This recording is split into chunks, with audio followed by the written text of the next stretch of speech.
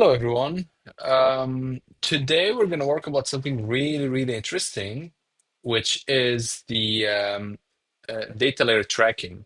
Now, before we start, it's really important to know that data layer is the ability to push a lot of data to your reporting. So let's say that you have a website. In our case today, we're going to look at the e-commerce website. It's a domain website, and you will see like if we can push the information from the product page on the website to Google Analytics. So by the end of this demo, you should be able to do this to track your products on your Google Analytics.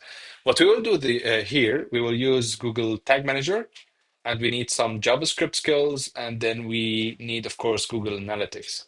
So to start with something, let's say that you got a case, and this case, your manager says, "Hey, you know what?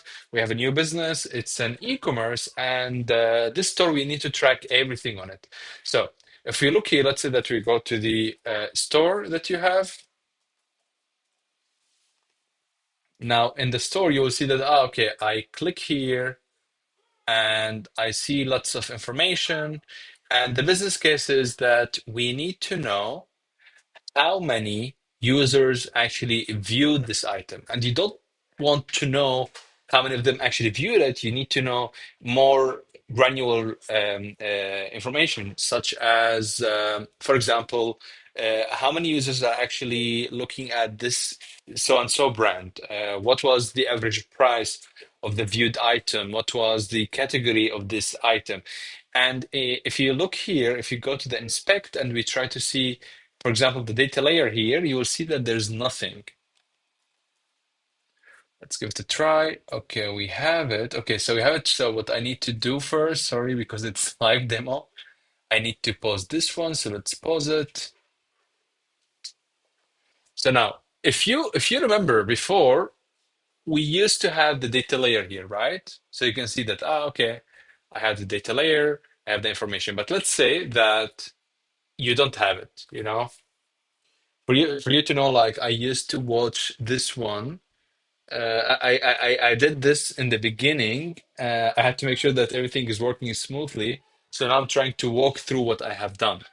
Now, let's go here and say, let's see the data layer of this specific product. You will see that we have nothing here, right? We have nothing. So what we're going to do today, we're going to walk through the code that I'm sharing. So I'm going to share the code in my blog so you can look at the code in my blog. So we're going to explain the code. We're going to activate the code. Then we're going to debug this on GTM and then push the view item event into Google Analytics and then debug this on Google Analytics. The final goal will be that we know how many users are actually viewing a product and how that they what are the categories of this product that has been viewed. By the way, meanwhile, please feel free to push your questions, ask me anything you have in your mind. I'm more than happy to help and support. Now, this code that I have it here, I'm going to go through it line by line really quickly to explain you what it does. I'm going to put it in my blog so you can copy and paste and then make some adjustments to adapt with your product or with your website. And of course, if you have any questions, you're more than welcome to send it to me, to my email, or hopefully, if you're watching the live video, you can ask me on the chat. So, the first line you say, okay, hey, you know what? In the document, I want to add an event listener, and this will not fire or like this will not function unless the whole content of the page is actually loaded. If this is the case, I want to create a function. Now, this function, if you see here, like it says, if not Windows location, path name includes product, then return. So you say, if the page that we have, the path name, does not contains product, then don't do anything, don't function, forget about it. But if it is the case, so if the URL is containing the word product, then you have to start the function, you know? Now, going back to the code, you say here that, of course, it is the standard data layer call. So you say, okay, Windows.data layer equals to Windows.data layer, blah, blah, blah. And then you have to define. Now, your boss or like or you, for example, you want to know what's the item that was viewed, what was the price of that item, what was the category, and what was the brand, right? So you say, okay, the first thing I need to identify the item name. Now, how do we identify the item name? Let me just open this page. Yeah, perfect. So we have now this product page. You're saying here document.cureSelector because you want to select the title, right? You say each.product underscore title, give me the content and trim it. Otherwise, give me unknown product. How did I do that? So you go here and you inspect. And then you will see that, okay, so this one is H1 and this one is a product title. Now, why didn't we add product title, entry title? Because you want to make sure that, the more specific you are, the more, how can I say it? The more critical it is, like any changes on the theme might affect you. So let's say that, they make it the change rather than the entry title, it will be like the ending title, for example. You will not see it. Right? So what you need to do, you say, okay, H1 dot product title as we defined it here. So you go here, you say, okay, it's H1 dot product title. Give me the text content. Otherwise, there's no product. Let's say that in some cases, someone will add the product and they have no title. So in this case, you will just have it. Then we need to get the price, right? So as you can see here, we have the price and you want to get that number. So you need to know what's the viewed item and what was the price of that view item. Now, let's go back and let's see. As you can see, like it's the WooCommerce price amount, right? And this is in span under the paragraph price. So you can see what we did here. We said, you know what? I want you to give me the text. So you need to get it as a text in the beginning, because the price is like containing the currency and the number. So you say, okay, give me the text. I need the query selector when there's dot price dot amount. So the child is amount, and then give me the content. Give me the text content. Once you take this one, you say, if it's there, give me that value. Otherwise, give me 0, as you can see here. After that, you need to parse float, which is like changing the value. So as you know, like it might be 990.00 CHF Swiss francs. So you say, you know what, I want to get only the number. In this case, you have to use praise float, and then you say praise text, which you defined already here, as you can see, and you say replace anything but the numbers. So if you have anything but numbers, replace it with empty values. However, if you have a product, just somehow the price of that product was not available, you will push 0, right? This is what you want to push. Now, what we have, now we have the item name. We defined the item name. We defined the price, after we extract it from the price text. And then we have to define the category. And after the category, we have to define the brand. Those two, they have kind of similar way of tracking. So the same thing, you give the name, category, you give the name of brand. I say document, your selector, because you want to select, you want selector. Then you go. Let's say that you want to get the category. Let's go to the category here. So where's the category? I'm trying to zoom in a little bit for you guys. So this is the category. I want to push that value. Okay, so we will see here. So that's a divider. Okay, so we don't care about this one. The span. We have posted in, and then we have the name here. How can you reach that? Just remember, you can pause the screen, you can see. We have to go from the post in all the way to the product name, which is apparel. How did we do that? You go here, you say, okay, span, as we remember, dot posted in, and then give me the value of it. href, which is the link, As long as the href product contains product category, give me the text content and then trim it. So you can see it here. See here? So you say, okay, first of all, it's a span, posted in. Now from ahref, if it contains the product category, give me the name of it. And you can see it here. Then you get the text content. The same thing applies on the brand itself. And here what you have it. Once you define these values, then you say, you know what, in my data layer, I want to have it built in a specific way. And by the way, this is the standard way recommended by Google. It is, you say the event is view item, and this is an e-commerce. Item is the item name, item category, item brand, item price, and quantity. Once you define this, you have, or like this is really a good practice to do, because sometimes you add a code like JavaScript code on your website, but you are not sure if it's firing, if it's functioning or not. What you need to do is to actually have a console log, and you say JavaScript view item pushed. You give the dynamic values of what you defined here. So let's say that, okay, I want to activate this one. You remember that here, when we put the data layer, when we put here data layer, we saw no view item, right? There's no view item. And furthermore, if I go here and I click on preview, let's preview the GTM, and then we go to shop. You click here, and this is the really interesting part, by the way.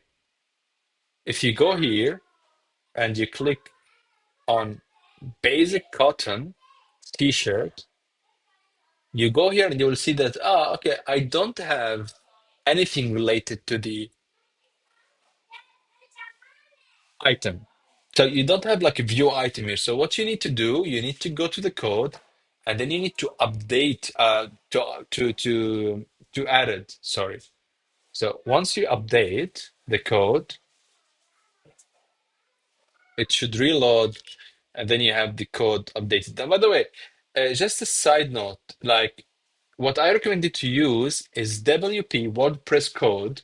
This is what I'm using, and actually it's making my life way easier. Then you go, if you want to add the code, let's say that, of course, you don't have it, you put add new. Once you put add a new, you should go to the add custom code.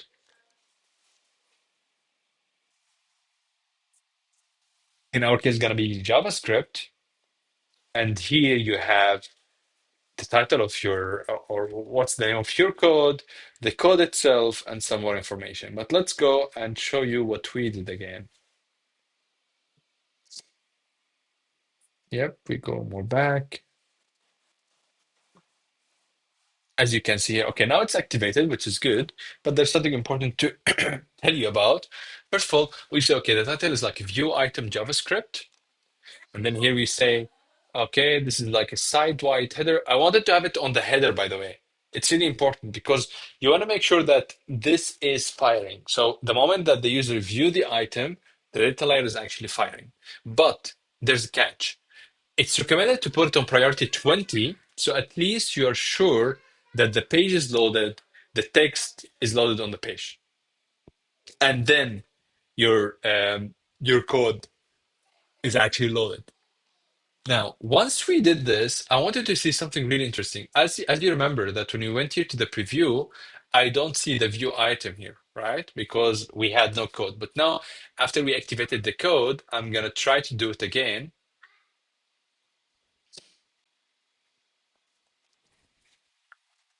Click on continue.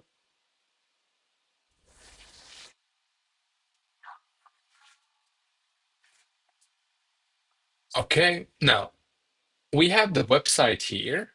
I'm gonna click on the item, and now we should see the view item. Yep, that's it.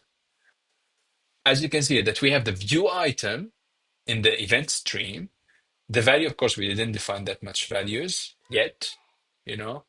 but you have the data layer. So you can see that, okay, the data layer is dun, dun, dun, dun, dun, dun. The name is event item. Of course, this is pushed, and then what we defined, the event name, the event category, if you remember from the code that we had, right?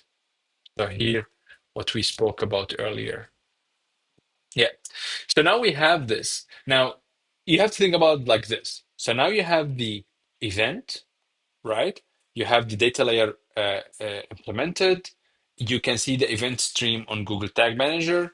Now the next challenge that you have is to push that event to the to Google Analytics. How would you do this? To do that, you have to go to Google Tag Manager and then you say, hey, you know what? I want to create a new event in Google Analytics. And I want to define, I want this event to have the needed parameters. Now, as you can see that I have it already, but I'm going to do it with you like really quickly. We click on new, and then we say, okay, I want to create a new tag. So then you have to choose, of course, in our case, we'll use Google Analytics. Once you go Google Analytics, you have to create a new event. And then you go to the measurement ID. That's really good because measurement ID, you can get it from the admin. After you go to the admin, you go to the data stream. And after the data stream is there, you go to the measurement ID that you have. I'm trying to open it right now. And here we go. Let's paste this one here. I have more than one screen, that's why.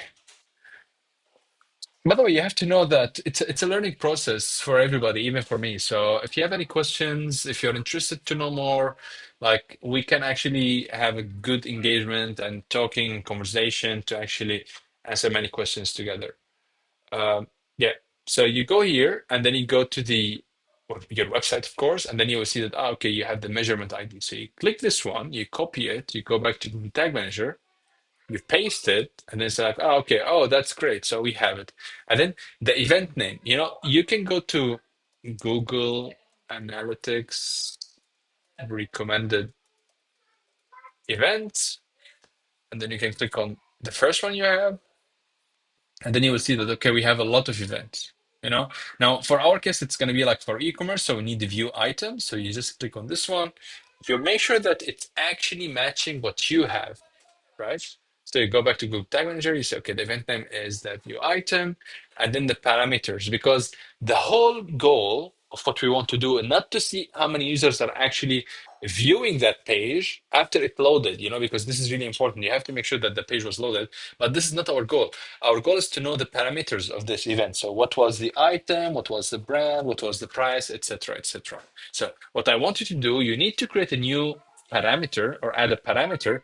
In our case, and this is going to be your case if you're doing it for the first time, you have to create a dynamic parameter. And that's the cool thing about it, because this is the standard way of writing the code. You don't have to define but the e-commerce items. This is what you need, So it's the data layer e-commerce item. Now, to do that, rather than going into Google Tag Manager and then write, okay, so the event parameter, so and so, let's say that the item name is the item name. If you want to map it, for example, item name is e-commerce.item.item name. This is the first one. Then we have the item category, which is e-commerce.items.item category, etc., etc. You don't have to do that because the structure of that data layer will be pushed directly if you just say e-commerce.items, right? It will push everything else down below. So how would you do that? Let's do it together. You go to the variables, and then you define a new variable, right? You would say, I want to define a new variable. I'm going to do it with you right now. So you say, okay, I want to have a new variable. A new variable will be like data layer variable. And then you say, okay, it should be e-commerce items, right? Once you have this one, I'm going to show it to you. It should be something like that. E-commerce.items, version 2, and then you have that variable ready. Now you go back to your tag, and then you go, where's my view item? Yep. that one. And then I say, okay, this is the items.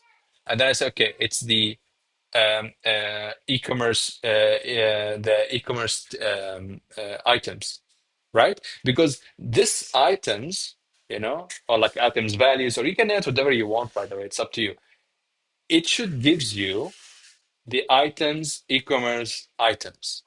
So you have all the information there. Now, once you say, hey, you know what? I'm fine with that. I'm going to go ahead.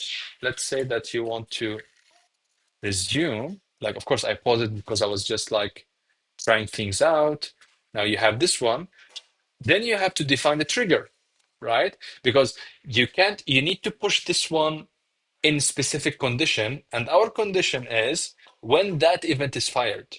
So this tag should never being pushed, should never be reported to GA4 unless that tag was actually triggered in a specific location or with specific action.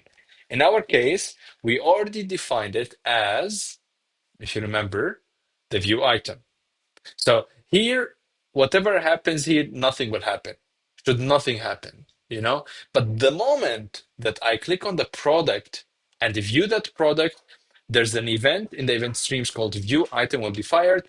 And here where I will say, hey, GTM, when I have this event fired, please make sure that my tag is actually reporting to GA4. Okay? So if you look here, before we define that thing, you will see that what are the tags that are fired? Nothing. Now, what we will do, let's say that we unpaused it, so we resumed it, and then I would say, you know what? Let's preview this again. By the way, this is the cool thing about being digital analyst because like you learn something new every day, and you can go anywhere. You can go on the tracking side, you can go on the visualization side, reporting. It's a pretty cool thing to do, to be honest. Now, going back, so I'm now in the shop, and then I want to preview this. Click here, and then I will say, okay, I don't care about anything else. I care about this specific event. When this happened, what did I report? Did I report to Google Analytics? Did I report to Meta? Did I report to X? Did I report to TikTok? Whatever. So yeah, we have it here. So you see that, okay, we're reporting it. And what are we reporting exactly is the following. You go to the data layer, and then you say, okay, so I have all the needed information there. Of course, you can add the currency, you can add a lot of cool stuff there. So you say, okay, that's great. Now, a bonus tip, like how can you make sure that you define this as well and you can debug this on Google Analytics? What you need to do, you need to go to Google Analytics and then you go to the admin. Under the admin, I think it should be in the debug. Yeah, debug view. In the debug view, you have to select the item. So it's my device. Let's see. Do we have the view item? It should it should happen here somewhere. Yeah. So what I was saying, by the way, about digital analyst, like being a digital analyst is pretty cool because nobody knows everything, like nobody, like you can keep learning. And the best thing about data analytics is that better communities. The more good communities you have, the more interesting your job will be. And this is actually based on my personal experience. I have a Slack channel called Measurement, and they have lots of chats about different data analytics products like GTM, GA, Adobe Analytics, etc., etc. And you have a lot of questions, a lot of interesting stuff happening. So it's pretty cool field to be in because you learn how to humble yourself. You learn to be really curious to learn new stuff. Oh yeah, we don't. Oh my God, yeah. So we don't see it here because we didn't publish, right? We didn't publish the event. So what you need to do, let's say that okay, now everything is done. We are sure that okay, we have the tag, we have the triggers, we have the variables that we need to push. Now let's go ahead and submit. You know. So let's say that live video, just for me to know, submission. Now, once we have the live video submission, okay, you can just add anything. So I added new tag trigger and variable, and then you click on publish. Of course, like it should be better than that. I just put it for the sake of putting it just to show you. So now we have it, right? So now we have the code, the data layer code on the back end of my website. Now we have the tags, triggers, and variables, and I have everything that's supposed to be there, which is great. And then I say, now I need to debug this on Google Analytics. So what you need to do, let's go to here to, let's say, my shop again. Sorry. So we go here to shop. You can see here that here we don't have the view item, right? We have only user engagement. We don't have the view item. So you go here and then you click on the t-shirt product, and then you say, what happened here? Now we should see it, by the way.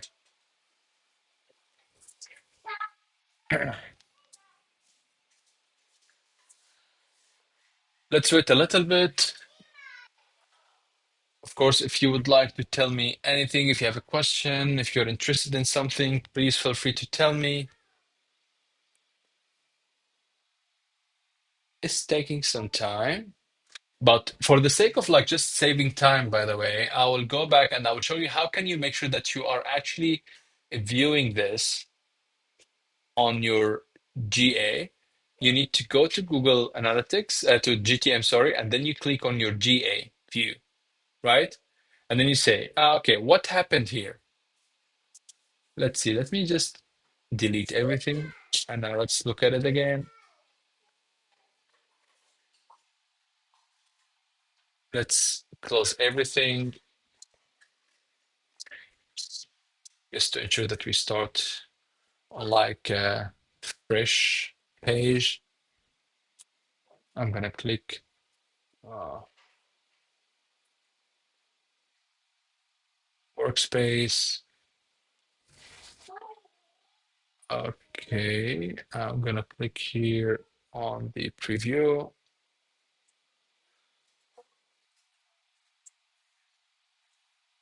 Okay.